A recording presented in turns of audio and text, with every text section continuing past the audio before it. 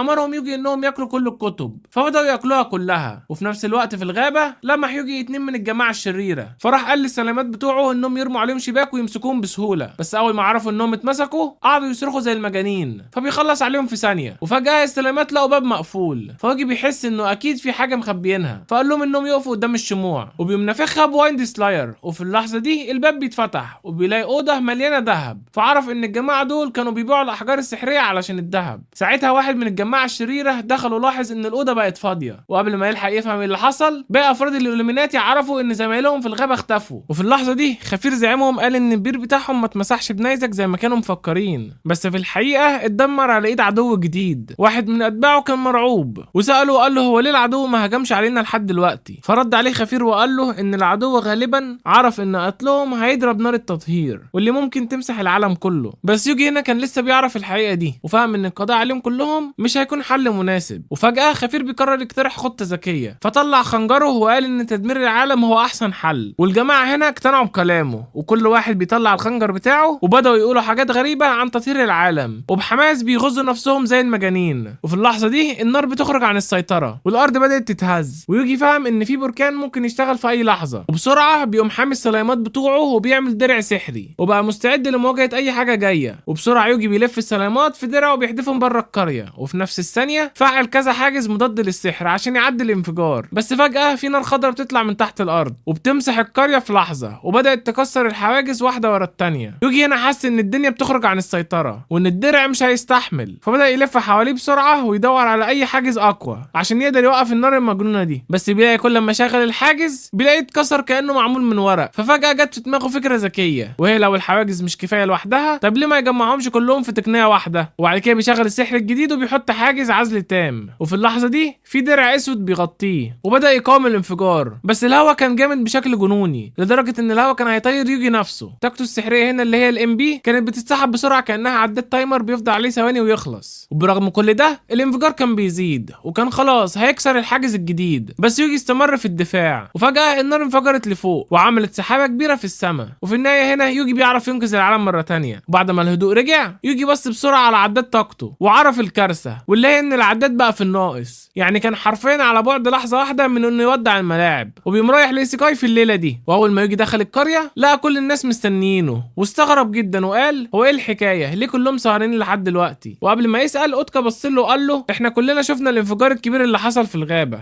الدنيا نورت فجاه كانها نهار. اما ليلى فكانت واقفه على جنب وعينها كانت مليانه قلق، وقالت له انها كانت خايفه ان يكون وقع عليه نيزك. فيوجي بيقول لهم انه فرحان جدا ان المدينه بخير، واوتكا رد عليه وقال له لا وكمان النيزك ده هو اللي وقف العاصمه الثلجيه. وفي اللحظه دي يوجي لاحظ حاجه غريبه، الميه اللي كانت متلجه بدات تسيح والتلج اللي كان مغطي كل المكان بقى يتبخر. وفي اليوم الثاني المفاجاه الكبيره ان الجو قلب صيف فجاه، ويوتكا هنا قال ليوجي بص بقى احنا لازم نحتفل بانتهاء الشتاء والفطار عندي. يوجي هنا دخل معاه المطعم، بس بمجرد ما فتحوا الباب المفاجاه كانت مستنياه واللي بتكون حفله تكريم كامله معموله ليه. ووتكا هنا قال له الناس كلها فرحانه بيك يوجي، الحطب اللي انت جبته وقت العاصفه انقذنا من التجمد ودي اقل حاجه نقدر نقدمها ليك. وفجاه ليلى ظهرت قدامه وبتقول له على فكره الخنزير الوحش اللي انت قتلته خلانا نقدر نسخن احسن اعشاب الريشه في تاريخنا واللي ما كانش عندنا فرصه قبل كده ان احنا نحصل عليها. وبعدها جابت له طبق مميز وقالت له ودي كمان مكافأة خاصة ليك. يوجي هنا بياخد اول معلقة وفجأة كل حاجة حواليه اختفت.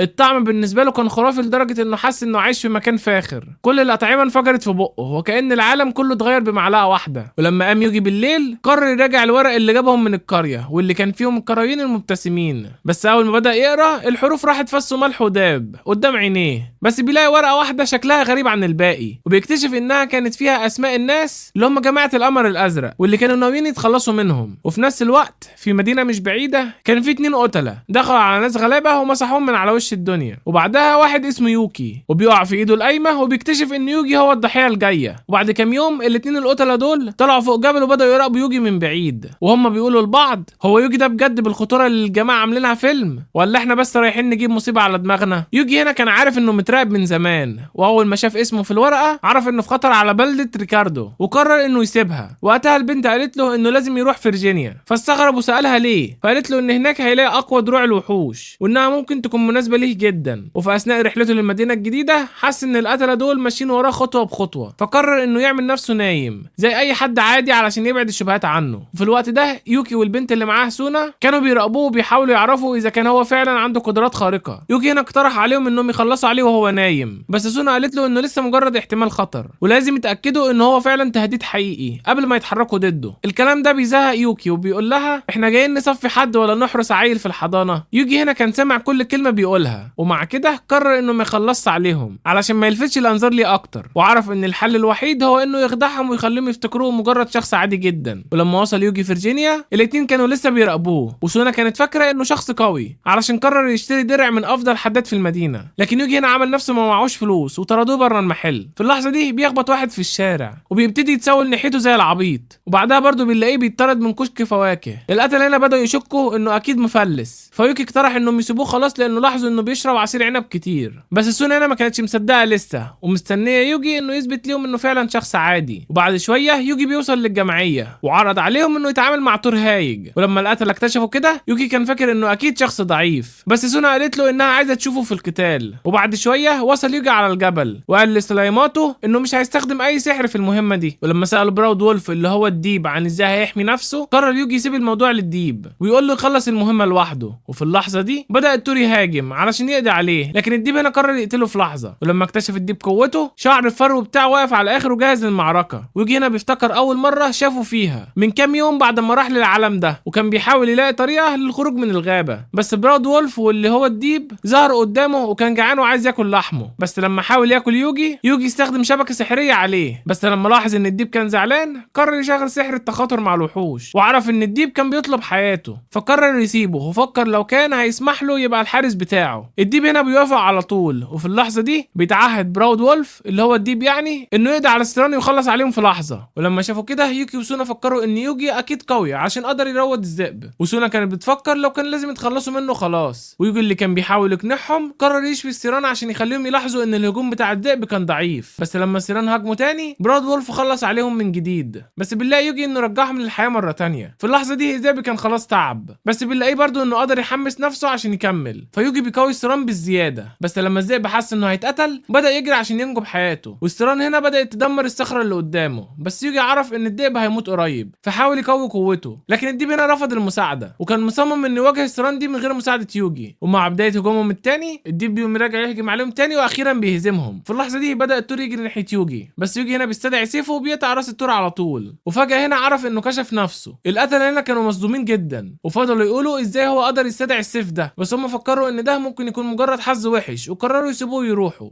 في الليله اللي بعدها سونا كانت بتبلغ قائدهم من كرة البلورة ان يوجي ضعيف جدا لدرجة انه ما شكلش تهديد عليهم وبتقول له انها هتمسح هدفهم الجاي. بس يوجي لما عرف ان الشخص اللي في باله هو الكاهن تلالي اللي اداله الخنجر عشان يقتل التنين فهم ان ده خطر جدا وما ينفعش يسيبهم يهربوا فبيقوم يستخدم تعويذة سحرية وبيتلج بيها الكوخ كله علشان يوقفهم. وفي اليوم اللي بعده رجع يوجي لمحل الدروع وقال للراجل انه عايز يشتري دروع وحوش بس الراجل فكر انه لسه مفلس وحاول يطرده تاني وبيقول له بتاع المحل المحل انه بس بيركز مع الزباين المهمين. ولما جيل ظهر قدامهم بدأ يصرخ فيه ويقول له ان ده اقوى زبون جاله، وان حتى الدفاعات بتاعت دروعه مش هتقدر تنافس الوحوش اللي معاه، وقال له انه لازم يصنع ليه درع خاص ليه هو. ولما لاحظ الطاقه بتاعت السلايمز قال انهم اقوى الوحوش اللي شافها البشر في التاريخ ده كله. يوجي هنا فكر في كلامه شويه وقال لنفسه هو انتوا فعلا قويين قد كده؟ جيل هنا اكد له انهم مش بس اقوياء، دول كمان اكتر الوحوش تدمير في تاريخ البشريه كلها. واول ما بيسمع كده قلبه بيرتاح من موضوع الدرع، وقال له جيل انهم هيلقوا الماده اللي هيصنعوا منها الدرع في جواهر التنانين الناريه الصغيره، وبيزود كمان عليها ان التنانين الزرقاء مش سهله قتلها، ولو قدر يجيب الجوهره بتاعتها هيعملوا درع مخصوص علشان الوحوش بتاعته. وقبل ما يوجي يطلع سأله لو في تنين ناريه كبيره في الجبال، فجيل بيقول له بس دول نادرين جدا، وقال له انه هيحاول يدور على التنانين الناريه الصغيره على الاقل. وصل يوجي لجمعيه المغامرين وقال للمشرفه انه ناوي يكمل كل المهمات علشان يقضي على التنانين اللي في الجبال، بس هي بتبص عليه وبتقول له انت شكلك مجنون عشان المهمات دي مستحيله تقريبا. ولما حاول يقول لها انه هيهزمهم باستخدام السحر قالت له ان السحر مش بيأثر على التنانين الناريه الصغيره لانهم محميين بسحر الجوهره بتاعتهم، وكمان قشورهم بتبقى سميكه جدا يعني مفيش سيف هيقدر يقطعها. ولما يوجي سأل ازاي هيموتوهم قالت له انهم بيحطوا عليهم ميه كتير لان التنانين الناريه دي بتكون ضعيفه ومش قادره تعيش الا في حراره البركان. يوجي هنا اتفاجئ وقال ده سهل قوي، وسأل ليه هم لحد دلوقتي مش متخلصين من التنانين دي، فقالت له ان احنا نشيل الميه للجبل ده كان صعب جدا، ولو عايزين ميه كانوا لازم يعدوا نهر مليان اسماك مفترسه بتاكل اي حد بيحاول يعدي الجهه التانيه. يوجي هنا فكر وقال انه ممكن يقضي على عدد كبير من الوحوش في نفس الوقت، فقرر ياخد المهمه دي. وبعد ساعات لما وصلوا للجبال يوجي اكتشف ان البركان لسه شغال، وهو كان بيفكر لو كان امان يبقى في المنطقه دي ولا لا، فقرر السلايمز يتحققوا من الموضوع. وفجاه اكتشفوا انهم قابلوا قريب قديم ليهم، ولما استخدم مهاره التقييم اكتشف انهم سلايمز حمر نوع مختلف عن نوعه، فقرر انه يروضهم. وبعد شويه بيوصلوا لنهر مليان باسماك البيرانها. يوجي هنا فعل شبكه السلايمز ومسكهم علشان يقدروا ينزلوا للميه. السلايمز هنا بينطوا في الحفره وبيرجعوا بسرعه وهم وراهم البيرانها، بس بيقدروا يحاصروهم، ويوجي هنا بيسحبهم فوق سطح الميه قدام عينيه. بس للاسف الاسماك هنا بتقطع الشباك وبتحاول تتخلص على يوجي، بس يوجي بيهرب وبيقوم حارقهم بكره نار لحد ما بقت تونه مشويه. بعد ما خلص بدأوا يروحوا اكتر ناحيه الجبال، وفجاه شاف التنانين الناريه الصغيره، ولما ظهر قدام اول تنين ضرب عليه مدفع الميه بتاعه وبيقتله قدام عينيه. التنين ده اتبخر والجوهره وقعت من جسمه، وبعد دقايق قتل يوجي شويه تنانين وفكر انهم مضيعه للوقت. وفي اللحظه دي شاف تنين ازرق كبير وفكر ان ده هو خيار افضل، فقرر يستخدم الاتصال الذهني، وبيقوم امر السلايمز انهم يبقوا محاطين بالتنين في جميع الاتجاهات، وبيقوم ضارب عليهم مدفع الميه من كل اتجاه علشان يغرقوا فيه الوحش. بس التنين هنا بيقدر يحمي نفسه من الهجوم، ويوجي اكتشف انه لازم يجرب سحر تاني، وفي لحظه بيجمده بسحر الصقيع، بس التنين هنا بيدمر التلج، ففهم يوجي انه لازم يزود عليه التلج بتاعه، وبيأمر السلايمز انهم يتجمعوا قدام التنين، وبيفعل سحر الصقيع مره تانية، بس المره دي بيضاعف التأثير. وفي اللحظه دي غطى جبل من التلج على التنين، ولما بدأ يسيح التلج بيموت التنين على طول. وفي اللحظه دي الجوهره بتاعت التنين اتكسرت من جسمه اخيرا، ويوجي هنا فكر ان دي هتكون درع ممتاز. ولما رجع للنقابه سلم كل المهام وكان فخور بالانجاز اللي هو عمله، وبيقول خلصت على كل التنانين الناريه الصغيره اللي في الجبل، وحتى على السمكه الغبيه اللي كانت عامله فيها وحش البحار. الست المسؤوله هنا بصت له ومش مصدقه نفسها، وبتقول له انت ازاي كده يا ابني، ايه الجمدان ده كله؟ وبالليل لما يجي وصل عند الحداد بيطلع الجوهره اللي خدها من التنين الازرق وبيرميها على الترابيزه وكانه بيقول خد شوف بقى الشغل الجامد ده. جيل هنا اول ما شافها فتح بقه وبيقول له انت ازاي جبت دي؟ فيوجي بيساله بيقول له تقدر تعمل درع للبراود وولف؟ فبيهز راسه جيل وبيقول له طبعا، بس ده مش اي درع، ده هيبقى درع للوحوش الاسطوريه. فيوجي هنا بيطلع جوهره زرقاء تانية وقال له دي بقى مخصوصه للسلايمز بتوعي. الحداد هنا بقى هو واصحابه واقفين مبهورين جدا، وواحد فيهم بيقول انت ازاي قتلت تنينين زرق صغيرين؟ ده الواحد فيهم ممكن يبيد قريه لوحده. وفجاه واحد من السلايمز بيفكر كومه جواهر من كل التنانين اللي يوجي خلص عليهم. ساعتها جيل مسك دماغه وقال يا نهار ابيض انت اكيد مش من العالم ده. تاني يوم كان جيل خلص الدروع الجديده، وبراود وولف اول ما لبس درعه بدا يجري في الجبل بسرعه، اما السلايم اول ما جرب درعه بقت نطت حوالين الجبل بسرعه وبتخليه شبه الشبح. يوجي هنا بص لهم وقال لهم مش وحش، بس قرر يزود التحدي، فبيستعمل سحر تعزيز السرعه وبيخلي سرعتهم توصل لمرحله انهم بقوا شبه سرعه الضوء. جيل هنا واقف مذهول وبيقول ايه ده، انت بتربي وحوش اسطوريه واحنا مش واخدين بالنا ولا ايه؟ يوجي هنا قرر يختبر قوتهم الهجوميه، فشحن السلايمز بسحر الصقيع وبيقوموا ضاربين الجبل كله، وفي ثانيه الجبل بيتحول لكتله تلج كبيره. والناس اللي كانوا في النقابه لما شافوا المنظر ده قالوا يا لهوي ده لو استمر كده هنحتاج نعمل له تمثال في نص المدينه، وهم في صدمه من اللي بيحصل. الحداد هنا واقف مذهول وسأل نفسه ازاي يوجي بقى بالقوه دي كده، بس يوجي هنا بص له ببرود وبيقول له اقفل بقك المعفن ده، بقى وقصة شعرك الزبالة دي ما تنفعش حتى المجنون شوارع. وفي وقت تاني عند الورشة جيل بيقول ليوجي ان الجوهرة الزرقاء دي مش هتقدر تستحمل غير شوية سحر بس، ولو حاول يزود قوتها هتتكسر في ثانية. يوجي هنا بقى بيسأله لو في جوهرة اقوى تقدر تتحمل قوته الكاملة، فجيل قال له ان مفيش غير جوهرة تنين النار، بس المشكلة انها مستحيل تتجاب. فبيسأله يوجي وبيقول له ليه كده، فبيرد عليه وبيقول له التنين الناري عايش في قلب البركان ومش بيظهر غير نادر جدا، واللي بيفكر يقرب منه بيتشوي حتى قبل ما يعرف اللي حصل له. وفي وقت تاني وهو قاعد في اوضته يوجي بدأ يفكر في كلام جيل وسأل نفسه لو البركان ده ممكن ينفجر بعد ما يخلص على تنين النار، ولقى ان ممكن يجيب لنفسه الموت، فقرر ينسى الموضوع ويعيش حياته بسلام. بس فجأة وهو بيبص من الشباك شاف مئات التنانين طالعة على الجبال، وهنا فهم ان جماعة القمر الازرق هم اللي خرجوا الوحش. يوجي على طول بيأمر السليمات والديب بتوعه انهم يتحركوا ناحية البركان، وبيقول لنفسه اكيد في شوية اشكال مريبة بتتحرك حوالين المكان. وفعلا بيشوفوا 2 رجالة طالعين الجبل، وفي اللحظة دي يوجي لاحظ ان البركان نفسه بدأ ينفجر قدام عينيه. وهنا بقى تنين النار ظهر. السلايمات لاحظوا ان الرجالة دول ماشيين في اتجاه البركان، وكان واضح انهم جزء من الخطة. واول واحد فيهم اللي اسمه جو سأل صاحبه هنعمل ايه لو خطتنا فشلت، فالتخين اللي معاه رد بكل ثقة وبيقول له رجالتنا في مدينة اوردريان وعدونا ان الخطة هتنجح فما تقلقش. يوجي طبعا بيسمع الحوار ده وبيفهم على طول انهم اعضاء في جماعة القمر الازرق، فبيقوم على طول بيضرب عليهم شبكة سحرية علشان يوقفهم. بس الرجالة هنا بيكونوا سريعين جدا وبيبعدوا عن الفخ في اللحظة الأخيرة. فيوجي بيقول شكلهم مش هواة بعد كل ده. بس الرجالة اللي تحت ما كانوش متأكدين لو الشبكة دي مجرد فخ طبيعي من الجبل أو ولا حاجة متعمدة، وفضلوا يكملوا في طريقهم ناحية البركان. بس يوجي هنا كان عنده خطة تانية، والمرة دي حاول يضربهم بشبكة من ورا، بس كالعادة بعدوا عنها برضه. وقبل ما يوجي يلحق يعمل أي حاجة تانية جيرو سحب سيفه ورماه جوه السلايم الغير مائي، بس يوجي بيكون أسرع منه وبيلف عليهم من ورا وبيربطهم بسرعة. وفي اللحظة دي السلايمات بدأت تسر قدامهم، والرجالة هنا عرفوا ان خطتهم خلاص راحت في 60 داهية، وفهموا ان مفيش هروب خلاص. فبدل ما يستنوا مصيرهم كل واحد فيهم بدأ يطلع حباية من جيبه وبيبلعها في ثانية، محددين مكانهم يعني. وبمجرد ما يوجي بيقول للسلايمات خشوا شوفوا ايه اللي في البراميل دي، بيكتشفوا انها مليانة مية بس في حاجة مش مظبوطة. وبعد لحظات ظهرت الجنية فوق الجبل علشان تشوف الموضوع، ووشها بيقلب لما بتشوف المية وبتقول يا لهوي المية دي معفنة بسحر اسود، والهدف منها انها تجيب جنون لتنين النار علشان يولع في الدنيا. يوجي هنا بقى بيقول ايه القرف ده ومش مستعد يسيب الدنيا تتحرق كده، وبيقوم مفعل تعويذة التطهير وفجأة المية بتبقى زي الفل. وفي اللحظة دي الجنية بتاخد بعضها وبتختفي. يوجي هنا بقى قال حلو خلصنا من الكابوس ده، نرجع بقى نشرب شوية عصير عنب محترم بقى. بس طبعا الدنيا مش بتسيب حد في حاله. فجأة بنلاقي التنانين بدأت تزعق بأعلى صوتها، وفي نفس اللحظة الباب بيخبط بقوة. يوجي هنا بيفتح وبيلاقي راجل غامض واقف قدامه وبيقول له بصوت مش مطمن خالص لو عايز تعيش اجري من المدينة دي قبل ما المطر ينزل. يوجي هنا بيرفع حواجبه وقال انت بتهزر، الجو صافي والشمس زي الفل، مطر ايه بس. وقبل ما يكمل كلامه بوم المطر على طول بينزل جامد والدنيا بقت سودة. والتنين هنا اول ما بيشوف المطر نفسيته بتقلب وحرفيا بيتحول لكائن تاني. يوجي بقى بيبص على التنين وهو بيقرب ناحية المدينة والناس كلها بتبدأ تهرب، فبص ناحية النهر وقال في نفسه هو ممكن يخاف يعدي من المية. بس في ثانية جسم التنين سخن لدرجة ان السمك كله اتحرق في المية. وساعتها يوجي قال يا نهار ابيض المخلوق ده ملوش حل، مفيش فايدة ولازم هو اللي يتصرف بنفسه، اصل مفيش ابطال تانيين وهو الوحيد اللي معاه قدرات اللي تقدر ترفعه لفوق. يلا يا معلم نلم الكائن المحروق ده قبل ما الدنيا تتحول لرماد. فجأة وقف براود وولف قدام التنين النار وبسرعة بيستخدم تعويذة التجميد علشان يحبس رجل التنين ده في الجليد، لكن الوحش بيكسر التلج بكل سهولة. يوجي ما كانش ناوي يستسلم فحاول يجمد دماغ التنين، بس برضه التنين بيكسره ولا كأن اي حاجة حصلت. التنين هنا ما كانش بيهزر وبدأ يحضر انفجار ناري جامد، بس يوجي بيرد عليه بتجميد تاني. وفي اللحظة دي التنين قرب من نهر تاني ويجي بيقول لنفسه اهو ده وقت القضاء عليه نهائيا. وفجأة في حاجز كبير مليان مية بينفجر والتسونامي بقى بتيجي وبترمي التنين بعيد، وبيقول انا كنت مجهز الخطة دي كاحتياطي، بس للأسف التنين بيرجع تاني ولا كأن اي حاجة حصلت، وبيقوم طالق نار رهيبة على ديب يوجي. بس يوجي بسرعة بيعمل درع واقي وبينقذهم. المشكلة بقى ان التنين بدأ يجمع طاقة اكتر علشان يضرب ضربة اخيرة وتمسح المدينة كلها من على الخريطة، فما فيش حل تاني غير انهاء المعركة حالا. وقتها يوجي بيستخدم تعويذة لعنة الصقيع الابدي وبيقوم ضارب نفس جليدي قوي جدا ضد نار التنين. التلج هنا طبعا هو اللي بيكسب المعركة وبيقوم مجمد التنين بالكامل لحد ما بيتكسر وبقى شوية فتافيت. وفجأة المطر بيقف ويوجي بيبص حواليه وبيلاحظ ان الجوهرة النارية الكبيرة وقعت من جسم التنين. وفي نفس الوقت السلايمز طلعوا جهاز غريب لقوه في الجبل. بالليل لما يوجي بقى رجع لمحل الحداد قال له ان لقى جوهرة نادرة جدا من التنين الناري. فجيل هنا كان مصدوم جدا وبيقول له انت اكيد بتهزر، دي جوهرة التنين النار الاسطوري، ووعده انه هيصنع له درع خرافي منها. وبعدها بقى لما يوجي راح للنقابة سأل المديره لو هي كانت راحت مدينه اوردريان قبل كده، فردت عليه وقالت له دي المكان المفضل للمغامرين اللي عايزين يهربوا من دفع الضرايب. بس فجاه واحد من السلايمز بيطلع الجهاز الغريب ده اللي لقوه، ويجي هنا بيسالها لو كانت تعرفه، فقالت له انه واحد من اجهزه الامطار الصناعيه الخاصه بالنقابه، واللي بيستخدموه وقت الجفاف لاستدعاء المطر. بس المشكله ان اسم المدينه اللي المفروض تمتلك الجهاز ده كان متشال من عليه، وده خلى يوجي يربط بين كلام الاشرار والخطه بتاعتهم، وبدا يشك ان في مؤامره اكبر بكتير من مجرد تنين ناري، وبيقول انا نفسي اخلص على الناس دي كلها بضغط زرار واحده. وفي الصبح لما يوجي بيستلم الدرع الجديد، جيل حاول يساله عن اسمه، فبيقول له بكل بساطه اسمي روح في داهيه. وبعد كده لما وصل يوجي للنقابه اكتشف ان في ناس بتراقبه، والرجاله دول كانوا بيسالوا هو ليه مش بياخد اي مهام جديده. بس لما دخلوا اوضه خاصه بيكتشف يوجي انهم اعضاء في رجال القمر الازرق، وانهم ناويين يقضوا عليه علشان يعتبروه تهديد. المشكله هنا انهم كانوا خايفين ان الهجوم ده يلفت انتباه الناس لمجموعتهم السريه، وده طبعا ممكن يخلي خطتهم لتدمير العالم تتلغي. في اللحظه دي ظهر كان ستايل ومعاه مساعده قدام يوجي، لكنه اتعجب ازاي قدروا يلاقوه بسرعه، وبداوا يتكلموا في المعبد. وقال الاب ستايل انه جه هنا عن طريق رؤيه، وانه كان متمني يشوف يوجي تاني. ولما يوجي استغرب ليه اعضاء قمر الانقاذ الازرق عايزين يقتلوه، قرر الاب ستايل انه يحكي له قصته. من سنين كده كان هو قائد معبد قمر الازرق، وهي مجموعه كنيسه مشهوره بمحاوله الانتقام لاصحابهم اللي ماتوا في مدن مختلفه. وبعد فتره بداوا يكبروا ويجيبوا اتباع جدد. قائد القمر الازرق هنا كان من اتباعه، وفي الوقت ده كان فاكر انه متحمس زياده عن اللزوم. ولما عرف ان والتر بدا يهبل في طموحاته وكون مجموعه سريه ليه، وعشان كان خايف يخسر كل اصحابه، تجاهل الرؤيه اللي جات له علشان يدمر المعبد دي. وبعد كده في كام يوم بس تم تدمير المعبد بالكامل، وهو نجا بصعوبه. الهجوم كان محاوله للسيطره على المعبد اللي كانت بتكبر، وكشف الاب ستايل ان والتر هو اللي كان ورا الهجوم ده. ومع تدمير المعبد قدر والتر يغسل دماغ الاتباع بتوعه، وخلاهم يصدقوه ان العالم ده لازم يتطهر، وعمل المجموعه السريه اللي هم القمر الازرق. الاب ستايل هنا اعترف انه حس بالذنب عشان هو اللي بدا المعبد دي من الاول، وجاء عشان يحذر يوجي قبل ما يفوت الاوان، وقال له ان الرؤيه الجديده اللي شافها اكيد تحذير بانه لازم يتم تدمير القمر الازرق. وبدا يقرا كلمات اللي ظهرت في الرؤيه كدليل، وقال ان والتر هو النور الملوث اللي بيقود العالم للفوضى، وانه مفيش غير رسول من السماء ممكن يواجهه. وقال كمان ان خنجر كيس كان كفايه علشان يثبت ان يوجي هو الرسول. طبعا ده عندهم. في الليله دي في اوضته بدا يوجي يفكر ازاي يكون هو الرسول ده، وهو مش فاهم هو لقى الخنجر ده منين اصلا، لان هو اللي اخده من الكاهن، ومش عارف اساطيرهم كانت بتقول ايه اصلا. لكن قرر ان هو احسن من كده بكتير. وفي اليوم اللي بعده يوجي قرر يسال الكاهن نفسه عن الموضوع ده، لكن لما وصل المعبد قال له واحد من الناس ان الكاهن ده مش موجود، وانه ساب المكان خلاص. فكر يوجي يسيب المدينه ويطلع يدور عليه، وفكر كمان انه يطلب المساعده من السلايمز بتوعه. وبعد شويه اكتشف ان الكاهن في عمق الغابه، فطلع رايح يدور عليه. وفي نفس الوقت في الغابه الاب ستايل ومعاه مساعده يوهان وصلوا عند شجره سريه، ولما بدا يلقي تعويذه على الظلام اللي قدامه فتح المدخل ودخلوا جوه. ومن الناحيه الثانيه يوجي كان عارف يروض اكتر من سلايم، ولقى في الاخر مكان الكاهن جوه الشجره. ومع اقتراب الاب ستايل بقى ويوهان من المعبد القديم، شويه من جماعه القمر الزرق كانوا مستنيين عشان يهجموا عليهم، لكن الاب ستايل بيرمي تعويذه الدرع ضد السحر على نفسه وعلى يوهان، وكان جاهز لاي قتال. واخيرا في الغابه يوجي والسلايمات لقوا الشجره السريه، والقى تعويذه ضد اللعنه علشان يدمر الظلام ده. واخيرا بيفتح المدخل النهائي وبيدخلوا جوه الشجره، وبيلاقوا الاب ستايل هو اللي قتل كل الناس اللي كانوا موجودين. وقتها يوجي فهم ان الاب ستايل ده لسه قوي ومش سهل، وكان عارف ان ده مش شخص عادي. وفي اللحظه دي الاب ستايل ويوهان اخيرا دخلوا جوه المعبد، وهناك بيلاقوا والتر قاعد متكيف ومستنيهم بكل برود. الاب ستايل هنا واقف قدامه وقال له انا جاي هنا لان جالي رؤيه وعايز افهم معناها. والتر كده بص له وقال له معناها انك خلاص هتروح في داهيه، ورجالتي هنا علشان يودوك بنفسهم. لكن الاب ستايل ما كانش ناوي يسيبهم يكملوا كلامهم، حتى باول حركه داس بنعال جزمته على واحد منهم وطيره في الهواء زي الصاروخ، وبدا يكسف باقي الاشكال اللي حواليه يمين شمال. كل واحد كان بيتبهدل وبيقع على قفاه، انما والتر لا، كان واقف ثابت زي الحيطه. وفجاه قبل ما الاب ستايل يكمل اكشن لقى نفسه متكتف بحبل سحري، وكهرباء نزلت فيه على طول. الراجل هنا اتصدم وبص ليوهان، وفهم في اللحظه دي ان كان مضحوك عليه وانه اتمرمط في الفخ. والتر هنا بص له وقال له بقالنا زمن مستنيين اللحظه دي، بس خلينا اصحح لك حاجه، احنا مش عايزينك انت، احنا عايزين يوجي. يوجي الاسم ده لوحده كان كابوسهم، وكل ما يحطوه في خطه يجي الراجل ده ويدوس عليهم. وكمان قتل لهم اقوى تنين كانوا معتمدين عليه، وبهدل اتباعهم، وسجن اللي كان المفروض يكون اشرس رجالتهم. انما والتر كان شايف ان الوقت لسه معاه، وان الخطه دي عمرها ما هتفشل. وقف كده وقال انا مش جاي اهزر، انا جاي اصنع عالم جديد، العالم العالم الوسخ ده لازم يتمسح ونبدا من جديد. عشان كده خليني اقدم لك اخر مفاجاتي. رفع ايده وهمس بكام كلمه سحريه، وفجاه كل الجثث اللي في المعبد بدات تتحرك، وبيرجع اتباعه الميتين على هيئه زومبي مسحورين، عينهم بقى منوره بلون ازرق وجاهزين ينفذوا اوامره من غير تفكير. بس قبل ما ولتر يكمل عروضه، بوم، الحيطه الخلفيه للمعبد فرقعت، وهناك لقوا يوجي من بين الانقاض. ولا انا جيت عشان اسال الكاهن كام سؤال. يوهان وولتر اتصدموا وعرفوا ان الليله دي سودا، وان يوجي ناوي يبوظ عليهم اليوم التاني. يوهان هنا ما استحملش وهجم بكل سرعته على يوجي وهو بيصرخ، بس يوجي كان ليه راي تاني تماما. في اللحظه دي يوهان اتحرق دمه ووزع كره النار في وش يوجي، بس يوجي بكل برود بيعمل حاجز وبيصد كل ده، وبيفك الاب الصايم من الفخ بحركه واحده. والتر في اللحظه دي بدا يفهم ان يوجي مش عيل سهل، ده جاي يبوظ له الدنيا تماما، فقرر يلعبها صح وصح كل اتباعه الزومبي. بس خساره على التعب، يوجي كان عامل حسابه وهمس بكلمتين والسلايمز اللي معاه دخلوا في مود، وبداوا يكسفوا كل المكان بكور النار، وبداوا يفرتكوا الزومبيز وكانهم كيس فشار وقع على الارض. اما ويلتر فكان عامل حسابه هو كمان، واستغل الهيصه دي وجرى زي الحرامي الناصح على المختبر السري بتاعه، ووقف قدام آلة غريبه كده وقال: النهارده يا يوجي هتشوف القوه الحقيقيه. وقبل ما حد يلحق يقول اي حاجه، طاقه نعمه التنين بتخترق جسمه، بس يوجي وقتها كان صاحي ولمح اخر زومبي واقف، فمسكه ورماه عليه وكانه بيقول له اتفضل على وشك. بس قبل ما حد يفهم اي حاجه، جسمه بدا يتغير وبينتفخ وبيتحول لوحش مخيف، جناحات طالعه من ظهره وديل طلع فجاه وعينه بقت حمراء. يوجي شاف المنظر ده وقال في باله: اه يا ابن اللذينه، انت ناوي تقلب علينا جودزيلا ولا ايه؟ مفيش وقت عدى كتير وبيقرر يخلص عليه وبيمرازع عليه كره نار، بس والتر هنا طلع منها كانها ولا حاجه. الوحش كان فوقه وبيضربه ضربه قويه وكان هيغرس دماغه في الارض، بس ازاي بينا انقذه في اخر لحظه. والتر بقى عامل زي الشيطان بنفسه، فرد جناحاته وجسمه كبر وجهز ضربه نار عظيمه. بس يوجي طبعا مش غبي، رفع درع مضاد للسحر وصد الهجوم كله. بس والتر ده ماشي بنظام انا اللي بحدد القواعد، وظهر فجاه قدام الدرع وراح يوجي بكل بساطه رمى عليه كره النار، بس الوحش اختفى في الهواء وبقى يلف حوالين الكهف. يوجي هنا عرف ان اللي قدامه ده مش مجرد خصم، ده مخلوق مش طبيعي، سرعته جنونيه وقوته ما تتوصفش، بس برضه لا تراجع ولا استسلام. السلايمز قالوا كلمتهم ودخلوا في مود المدفعيه الثقيله وبداوا يكسفوا الوحش بمطر من النار، قذائف حراريه. الوحش حاول يهرب بس النار كانت اسرع منه والنار غطت المكان كله، الكهف نفسه ولع. بس لما الدنيا هدت، والتر كان لسه واقف ولا خربوش واحد عليه. يوجي قال: انت شكلك مش ناوي تتهدد بسهوله. طب يا ابن الذين هنلعبها لعبه تانية. يوجي هنا فاهم ان الموضوع مش سهل، وان الوحش ده مش بس بيتجدد، ده بيطور نفسه مع كل ضربه. بس يوجي لا بيعترف بالاستسلام ولا بيعرف الهزار، ورمى كل واحد من السلايمز بتوعه بعيد ناحيه الوحش، والوحش بيهجم عليه. بس يوجي في جزء من الثانيه فعل درع المضاد، فالسلايمز قدر يلبس درعه الحديدي. وفي نفس اللحظه يوجي استخدم تعزيز القوه الجسديه، فجاه الدئب بدا يطير حوالين الوحش بسرعه الضوء وبيقوم مختفي. ويوجي كان مجهز له المفاجاه، جمع كل طاقه النار اللي في ايده ورزع كره نار كبيره على وش الوحش. الوحش هنا بيترزع في الارض بقوه، بس للاسف برضه لسه عايش، والكارثه انه بدا يمتص الطاقه من الزومبيز اللي حواليه وطلع بيجدد جسمه. الوحش بقى اسرع واختفى في لحظه وظهر قدام يوجي فجاه، بس يوجي ما استناش وولع فيه كره نار محترمه، والسلايمز دخلوا برضه على الخط وضربوا عليه نار، بس الوحش واقف برضه ولا كأن حاجه حصلت. يخرب بيته ما بيموتش. يوجي هنا قرر انه لازم يفكر بسرعه ولا الموضوع هيخلص لصالح الوحش. اتحرك بسرعه وتفادى الهجوم كاسح من الوحش، وفي نفس الوقت ضرب كره نار هو والسلايمز بتوعه في اتجاهات مختلفه. الوحش فضل يمتص الزومبيز وبرضه بيجدد جسمه، بس يوجي فجاه بيلقي تعويذه ابطال اللعنه، وفي اللحظه دي رجل الوحش اتحولت لحجر، والوحش اتنرفز جدا وظهر قدام يوجي فجاه وناوي يسحقه تماما. بس يوجي طبعا كان مستعد وبيرفع الدرع المضاد للسحر وبيستحمل قدام الهجوم، بس المشكله ان الدرع بدا يتكسر. يوجي كان عارف ان الوحش ده لازم يخلص عليه باي شكل، فقرر يربطه بشبكه سحريه، بس الوحش بضربه واحده بيطير الشبكه بعيد. بس يوجي مش بالساهل طبعا، بيرمي عليه شبكه ثانيه وامر السلايمز بتوعه يحاصروه من كل مكان. وفي لحظه الوحش لقى نفسه مربوط ومش قادر يتحرك. هنا يوجي قال: يلا بينا هنخلص عليك دلوقتي، ورفع ايده وجاب اقوى نار، الجحيم الفناء. النار غطت المكان كله واكلت الوحش تماما. بس حتى وهو بيتهزم، والتر كان واقف مبتسم وبيقول له: مش مهم، خطتي لسه ماشيه تمام. وفجاه الاله السحريه اللي جوه الكهف بدات تمتص كل الطاقه السحريه حوالين المكان، نور قوي انفجر في المكان كله، وفجاه ظهرت شخصيه جديده: انا الحكيم. يوجي واقف مذهول وبص له وقال له: انت مين بقى؟ الاب الصايل هنا صوته كان مليان قلق وهو بيقول: ده هو الحكيم اللي شفته في رؤيتي، حسب الاساطير كان مبعوث الهي، بس هو خسر ضد تنين اسطوري في حياته. والتر هنا كان بيخطط يجيبه من جديد بتضحيه بنفسه، بس يجي استوعب الكلام ده وقال له: يعني انت الاله اللي اداني الرؤيه؟ استغفر الله يعني. بس الاب الصايل قال له: لا، ده مش هو، ده شيطان ولازم يتمسح من الوجود دلوقتي حالا. في اللحظه دي الحكيم رفع ايده واستدعى نفس النار السوداء اللي كان والتر بيستخدمها، جحيم الهلاك. النار كانت جايه بسرعه مجنونه، بس يجي بسرعه رفع درع مضاد وانفجرت النار في كل مكان ودمرت نص الكهف. الحكيم بدا يطير فوق، فبيبص له يوجي بيقول له: هو انت ازاي عندك نفس ناري؟ اكيد انت مش طبيعي. وبيقرر ينهيه وبيأمر السلايمز بتفعيل تعزيز القوه، وبدا الذئب ينط بسرعه ناحيه الحكيم. في نفس الوقت يوجي رفع دروعه المضاده بحيث تخلي الذئب يقدر يطير وسط السماء، واول ما الذئب قرب سلايمز حاول يضرب كره نار، بس الحكيم صدها بدرع ورد بهجوم اقوى وضرب جحيم الهلاك، بس الذئب عداها. السلايمز هنا بداوا ينتشروا في الجو، وبدا يوجي يرمي دروع مضاده للضربات كدعم. واول ما وصلوا لارتفاع كويس بداوا يرموا كرات النار، بس الحكيم كان اقوى مما تتخيلوا، صد كل الهجمات وكانها ولا حاجه بالنسبه له. مش هنسيبه يرتاح. السلايمز بداوا ينفذوا خطه جديده، بس الحكيم فجاه ضرب نار جامده، بس يوجي كان اذكى وخلاها غير مرئيه فانفجرت بعيد. وفي نفس اللحظه سلايمز تاني حاول يضربه بكره نار، بس الحكيم برضه بيصدها بحاجز ببساطه. يوجي بدا يحس ان طاقته السحريه بتنقص بشكل كبير، بس الحكيم لسه بيرمي جحيم الهلاك من غير ما طاقته تقل حتى. مستحيل، هل ده عنده بقى طاقه لا نهائيه ولا ايه؟ يوجي هنا قرر يلعبها بذكاء وامر السلايمز بتاعته يتجمعوا فوق الحكيم، وفجاه بيفعل التلج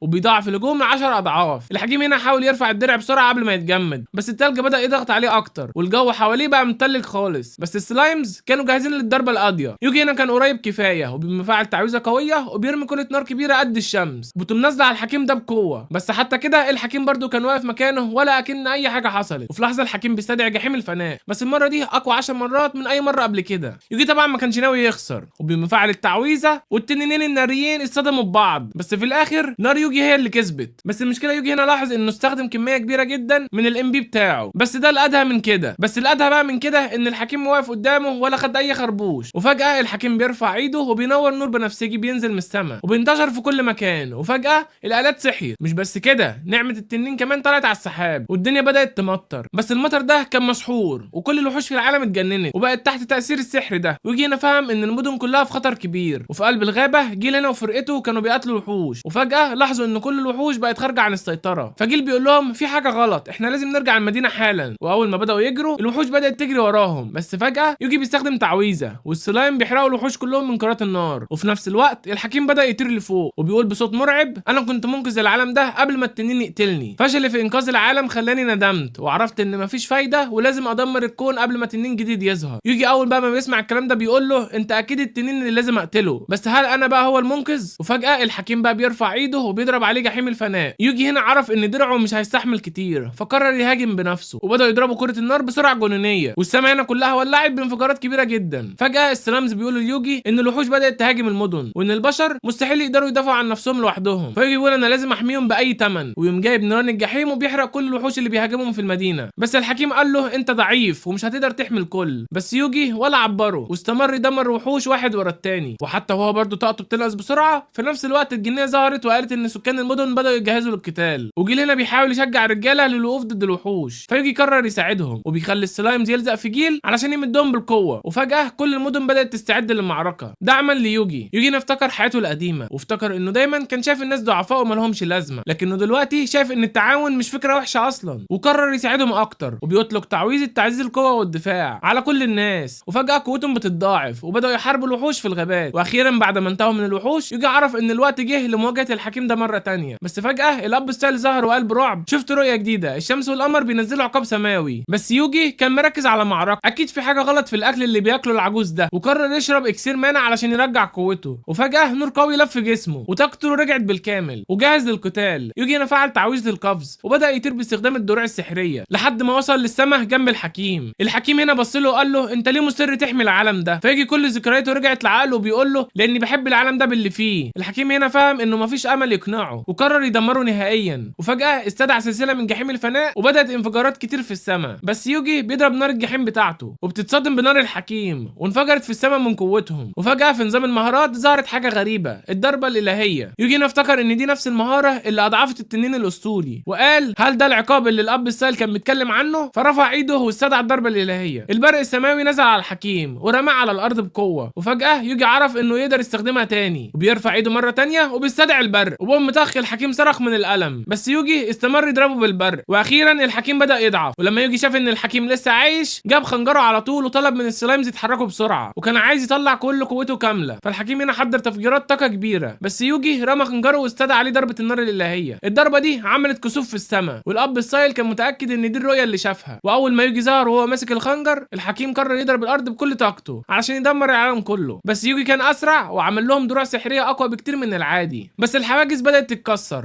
ويوجي عمل التحسين بالكامل وبيرفعهم من على الارض. والحكيم برده مش فاهم ازاي ان الدروع دي لسه مستحمله، بس يوجي قال له انه سؤالك ملوش اي لازمه، وبعدها بيهجم عليه بالخنجر وبيخترقه لحد جوه. واول ما بيشغل السحر الخاص جسمه بدا يتشقق والدرع انفجر نور قوي، ويوجي نزل من السماء ومعاه طاقه ذهبيه. الناس في المدينه كلها شافت ده وقالوا له ده ملاك ولا ايه؟ بس يوجي طبعا هنا وقع من التعب، لكن كان مبسوط ان تعويذته انقذته وحافظت عليه. دي. وبالليل لما يوجي قرر يسيب البلد كان بيسأل نفسه اذا كان الناس كلهم خلاص في امان ولا لا. فالجنيه قالت له انهم كانوا فرحانين بعد ما هزموا الوحوش، وكان مبسوط انهم في امان وفي سلام في العاصمه. وفي الليله اللي بعدها يوجي بدأ يسمع من ورا شويه من اعضاء القمر الازرق. القائد كان بيقول ان جهاز البورفر اللي هو آلة دراجون جريس الاقوى قرب يخلص، وانهم هيدمروا العالم كله بالجهاز ده. وقال كمان ان ده هو الحل الوحيد علشان يهزموا التنين الاسود المدمر، وانه هيطهر العالم الملوث ده للابد. يوجي كان سامع الكلام ده طبعا عن طريق السلايمز بتوعه، وكان مستغرب جدا من المعنى، وبيفكر في نفسه بيقول يا ريتني اقدر انهيهم كلهم مره واحده. وفي اللحظه دي سلايماته نبهته من وحش، وفجاه ظهر قدامه نمر كبير، بس هو واقف عمال يركز فيه، واكتشف ان في وحوش تانية مختفيه في الضلمه حواليه. ساعتها بدأ يفكر في دماغه وبيقول طب انا اقدر استفاد منهم ازاي. وفي اليوم التاني يوجي وصل جلد المغامرين،